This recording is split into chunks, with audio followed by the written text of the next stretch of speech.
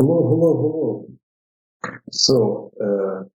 The merge has already happened in Ethereum, and right now, Ethereum is being burned every minute. So every minute, there's 1.4 Ethereum being burned. So essentially, Ethereum is reducing its supply every minute.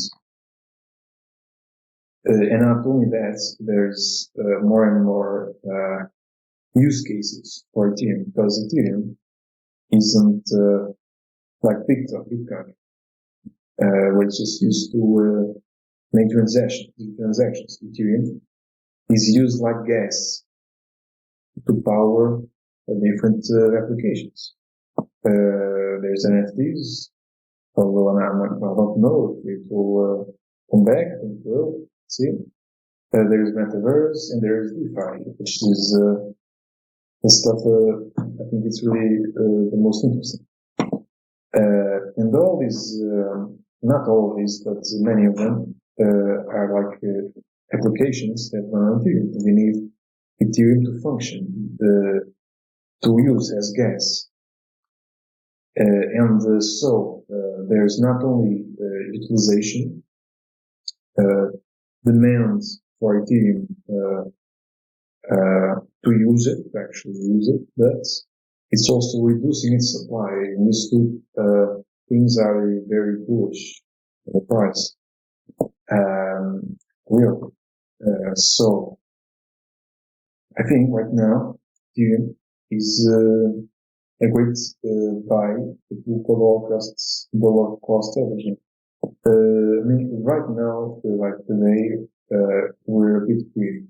We came here yesterday, last week, the whole month. We're at 68, which is kind of weird. In the high of 2021, it was around 84 to the right of the peak, and below 24 to 66. Yeah, we're pretty great at 68. I'd say so. I've been looking into Twitter, and people seem to be bullish. So I wouldn't be surprised if there's retracements, especially at this level, where it's a very important support level. Plus, there's really nothing. I don't think there's a lot of people with disposable money looking to invest into risky assets right now. Especially with the banks failing and all this stuff. Right now, I don't think the people are really looking to buy risky assets. But especially if the Fed starts printing, the banks are messing up the economy. I wouldn't be surprised if we have a rally with that. But even without it, I think here, due to the things I talked about, the demand for it and the decreasing supply, it's really a good bet. It's really a good bet. Like I've talked in my previous videos, it's an extremely good bet. I don't think many people are looking into it, and that's the time you should buy. The time you should buy is when there aren't many people looking into risking buying this stuff. You should probably have bought here. If it goes to these levels, 1,500, I think it's a good buy. I don't know. I wouldn't be surprised if these levels are rejected here, maybe bounces or something. I don't know. Okay, so it's still at a good price. Even at 1,500, still the price to dollar cost averaging. Now, if you want to get a bit more exposure onto Ethereum, but you want a better return, and you don't want to play around with the leverage, which I don't think you should, you could invest in altcoins that are connected to Ethereum. So which are these coins? They're, for example, the layer 2 coins. So there's, for example, not this coin, optimism. So layer 2 essentially helps with the transactions in Ethereum. It's basically like a so you bridge your Ethereum, your money, and Ethereum yards into this protocol, and then you make the transactions in this protocol very cheap. And there's another one, I think it's launching soon, called Art, and it's launching soon. The coin, because the protocol has been around for some time. Then there's this site here, it's called L2beats.com. And the first one, it's Arbitrum, the one I talked about, and has a TVL of 4 billion, which isn't bad. The TVL for this stuff has been increasing lately. It's been increasing since the start of the year. And it's almost at the peak, which means a lot of people are using these layer 2s of Ethereum, which is good for Ethereum also. Which indicates, that it's successful. People are using it. So yeah, there's Arbitrum and Optimism. Optimism is a bit cheaper, so technically, if you invest in it, I mean, it's not a bit cheaper. Arbitrum hasn't launched it, but I'm assuming Arbitrum will be like double the price because it has double the market cap, not the price, because it has double the total value locked. It's total value locked. So the amount of money essentially locked into these protocols. So yeah, if you go down here to find like really cheap coins to invest in that are worth with you, Ethereum moons, which I really believe so. It will probably go like 10,000 very easily, maybe more. I wouldn't be surprised if it would even like 20,000. I mean, it all depends on the time scale, right? If you're talking like in 10 years, obviously it will be about like 20,000. If like in 2024, it will be maybe like 2025. That will be the peak. It will be maybe like above 10,000. Definitely above 10,000. And I don't even need to calculate the market cap. I think it's definitely 10,000 will be there. And it will pass Bitcoin also. That will be in total market cap. So it will be the over Bitcoin. If you're a big dummy and you think this is ranked by price, no, it's the market cap. It is what matters because the supply of coins varies. So yeah, you could invest in the altcoins that are related to Ethereum and take advantage of the pump that will happen on Ethereum. So let's see if you invest it right now at 1,800 in Ethereum, and it goes to 18,000. Let's say it goes to 18,000 in 2025. Made 10x. So if you have invested $1,000, 1,000 euros or whatever, you'd make 10,000. If you had invested 10,000, you'd make 100,000, and so on. Now that's not even that attractive. That's good, but not a millionaire maker. So you want like even better. You go to these coins I've talked about. And you could go like to also other type of DeFi coins the other protocols, like for example, Aave or something. But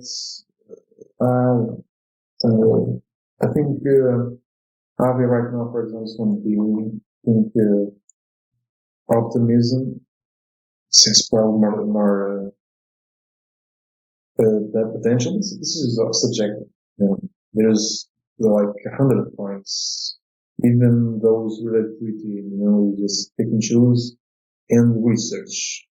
So research them and think. Like for example here, optimism. It's a good coin. I like it. It essentially speeds up Ethereum. Speeds up Ethereum. Let's say that speeds up Ethereum. Without going to specifics. So yeah, it does that.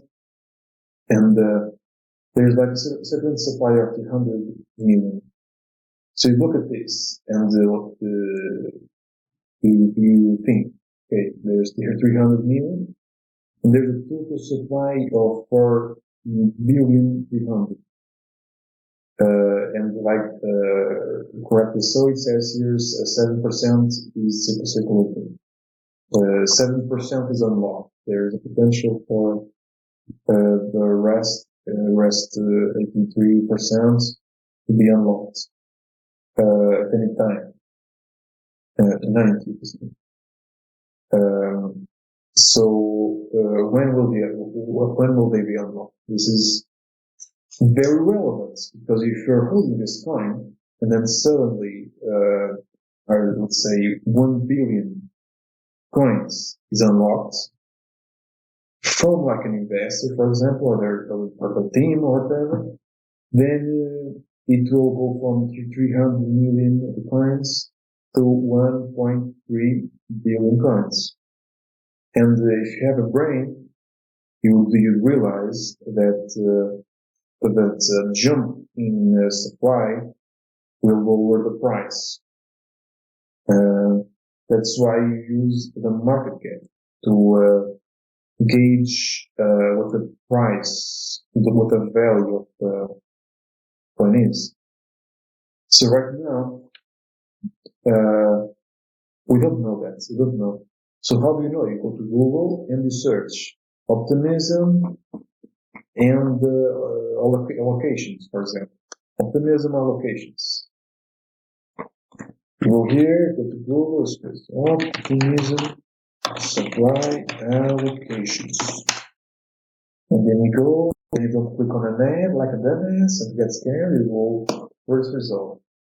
And you look here, okay, this is one, then it even says here, okay, so in the first when it's released, there's this much supply released. So if I look here, there's like 5% here, community airdrop, which I'm assuming is majority of this 7% that's released right now. And there's another 2% that I believe it's probably from this big chunk here, the community.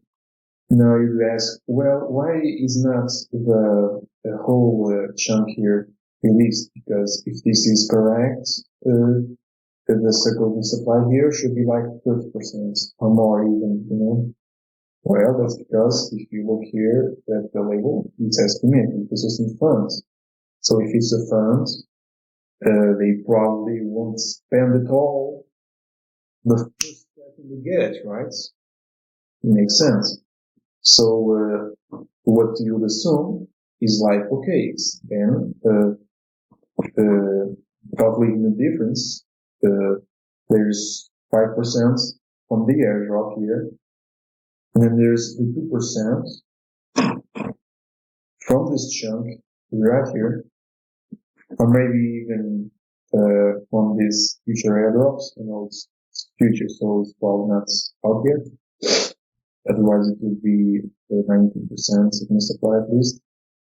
So there's 2% that was already released from the ecosystem fund, and the rest hasn't been not released. They're all released, but not used. You know, to get into certain supply, it needs to circulate. In other words, get used. So you need to think about these things before investing. is irrelevant, it will affect the price. I'm sure everything is also similar stuff. I've read here there's a 4-year lockup also, and yeah, it's the same. It's the same stuff.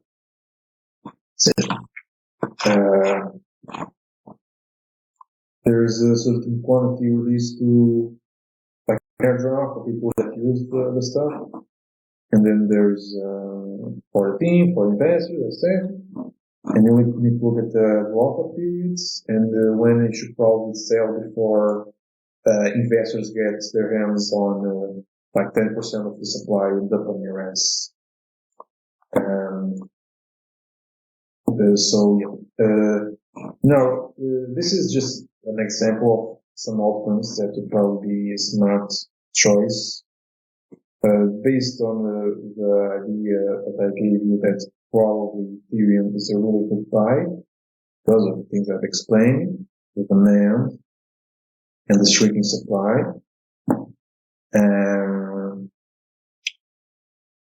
But there's all kinds of coins. There's all kinds of coins, and they're all at the bottom price.